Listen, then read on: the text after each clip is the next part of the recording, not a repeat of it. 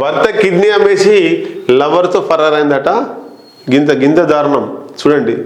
భర్త నమ్మి పెళ్లి చేసుకొని జీవితాంతం ఉండాలని ఎన్నో కలలుగా ఉన్నటువంటి భర్త యొక్క కిడ్నీ అమ్మేసి లవ్వర్ తోటి పారిపోయిందట.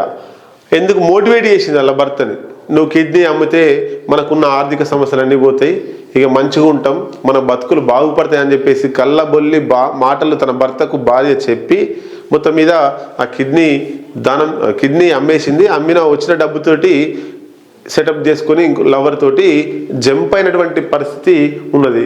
ఏంది విషయం అనేటువంటి ఒకసారి చూద్దాం.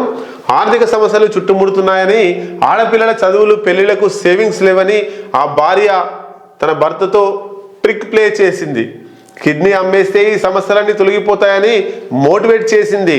భార్య మాటలు నమ్మి కిడ్నీ కొనుగోలుదారుల కోసం ఏడాది కాలంగా వెతకగా 3 నెలల క్రితం బయ్యర్లు దొరికారు.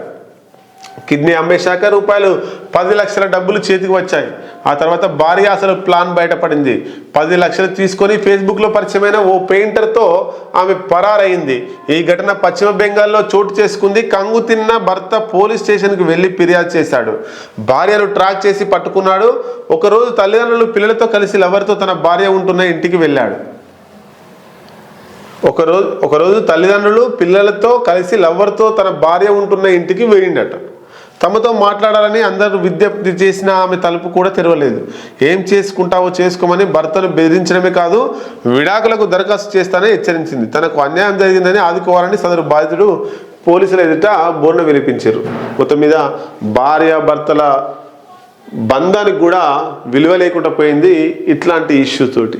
ఎవరిని నమ్మాలో ఎవరిని నమ్మొద్దో, ఎవరు మోసం చేస్తున్నారో, చివరికి సొంత తన భార్య తాళి కట్టినటువంటి భార్యనే మోసం చేసి ఏదో ఫేస్బుక్లో పరిచయమైనటువంటి తోటి డబ్బులు తీసుకొని జంప్ అయింది.